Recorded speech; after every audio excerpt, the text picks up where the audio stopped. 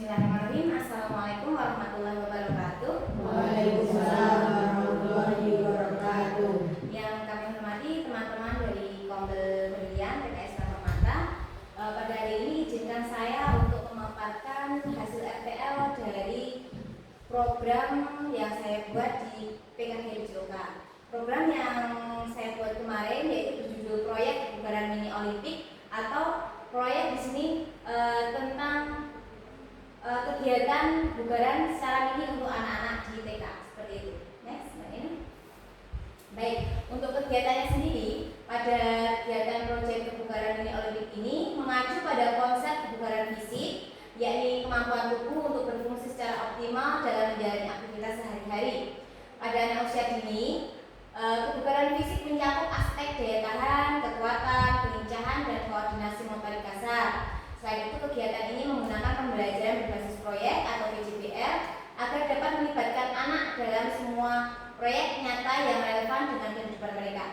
Proyek ini memberikan kesempatan untuk belajar melalui pengalaman langsung, mengembangkan keterampilan sosial, komunikasi, pemecahan masalah, serta kreativitas anak. Dalam konteks PJOK, PJBL mendorong anak untuk terlibat dalam kegiatan fisik yang tidak hanya meningkatkan kebugaran tubuh, tetapi juga keterampilan sosial seperti kerjasama dan disiplin. Next, untuk latar belakang pembuatan program ini sendiri, untuk proyek kebugaran mini Olimpik ini saya rancang dengan tujuan untuk memperkenalkan dan menumbuhkan minat anak-anak usia dini terhadap kebugaran fisik melalui cara yang menyenangkan dan interaktif.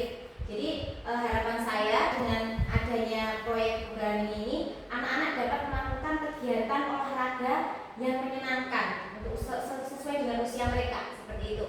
Dalam perancangannya melibatkan suara, pilihan, dan kepemilikan murid dengan mengajak murid untuk berdiskusi, menentukan tentang jenis lomba apa saja yang menurut mereka seru dan menantang. Jadi teman-teman, dalam pelaksanaannya sebelum saya membuat proyek ini, saya adakan diskusi dulu dengan anak-anak untuk melihat atau mengeluarkan suara mereka, menampung suara mereka, kemudian pilihan mereka, kepemilikan mereka dengan diskusi tersebut. Bisa tanyakan kepada mereka olahraga apa yang mereka senangi, gitu, apa yang ingin mereka kerjakan ketika nanti kita membuat proyek seperti ini, seperti itu. Nah, dari hasil musyawarah dengan anak-anak atau diskusi tadi, kami berhasil menelurkan atau merancang kegiatan yang diminati anak-anak. Sesuai kesepakatan ada lari zigzag, lompat jauh mini, dan nendang bola ke gawang kecil. Dalam hal ini mereka juga berperan dalam merancang aturan permainan. Jadi dalam permainan ini nanti aturan-aturannya sudah kita sepakati bersama dengan anak. Gitu. Kemudian kegiatan proyek mini Olimpik ini bisa dilakukan di TK Islam Permata yang memiliki halaman sekolah yang luas, karena salah satu aset yang kita miliki adalah halaman sekolah yang luas.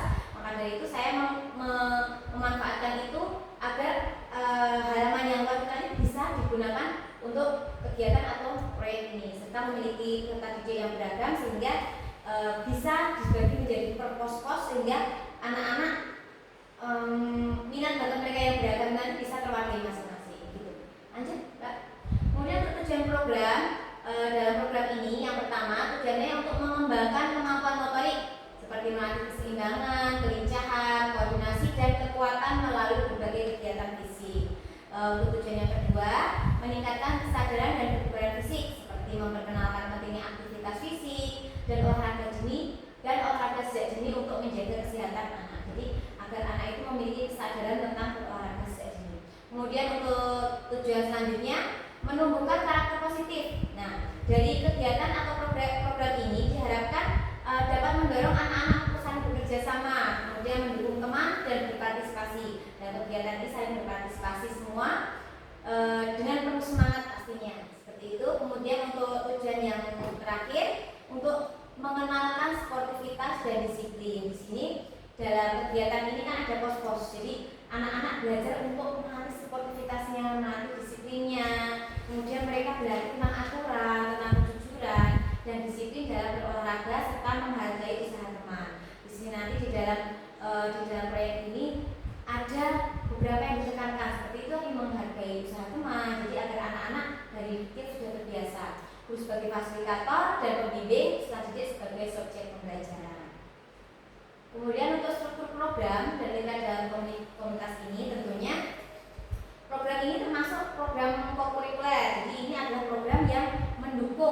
dari program INTI atau program intrakurikuler ini. Sebagai pendukungnya adalah kegiatan proyek ini. Kemudian dilaksanakan di TK Islam Permata untuk kelompok B usia 6 sampai 7 tahun. Jadi untuk yang kelompok A mungkin kita akan bikinkan proyek dengan yang tingkat kesulitannya mungkin lebih rendah seperti itu. Kemudian berkolaborasi dengan Kombel Berlian. Nanti saya harapkan dari teman-teman nanti semuanya ikut andil dalam pelaksanaan proyek ini. Jadi saling memberikan masukan, saling membantu agar proyek ini dapat berjalan dengan lancar dan agar tujuannya nanti dapat tercapai seperti itu. Next, Mbak Nina.